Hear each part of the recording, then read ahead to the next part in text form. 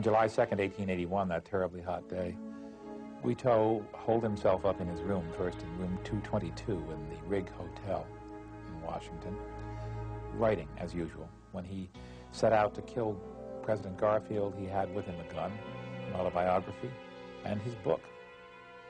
He took a carriage to the Baltimore and Potomac Depot to intercept vacation-bound Garfield. Guiteau told the cab driver to wait. He would be going to jail momentarily.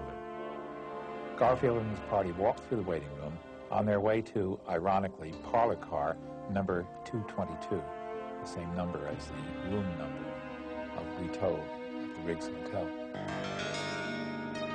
Guiteau approached Garfield from behind, took out his revolver, and shot Garfield in the back.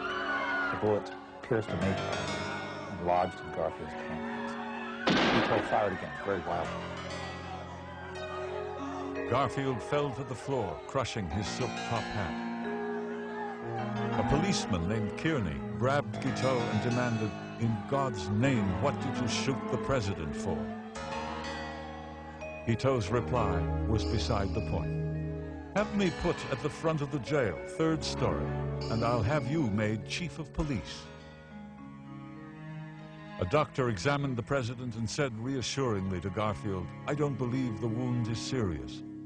Garfield smiled weakly and said, "Thank you, doctor, but I am a dead man." It took a long time for him to actually pass away, and it became sort of a national obsession for that summer of 1881 to focus in on what was happening to Garfield. Garfield lingers through September and finally dies on September 19th. Guiteau spends most of his time in jail writing. When he finally goes on trial, he acts like a lunatic. He sings, he quotes from his autobiography, he scolds people in the jury and in the courtroom. For all of Guiteau's crazy antics, the jury found him guilty and recommended the death penalty. Guiteau was so supremely confident of the righteousness of his act that the last words he uttered before he was dropped on the gallows was "Glory, glory, glory."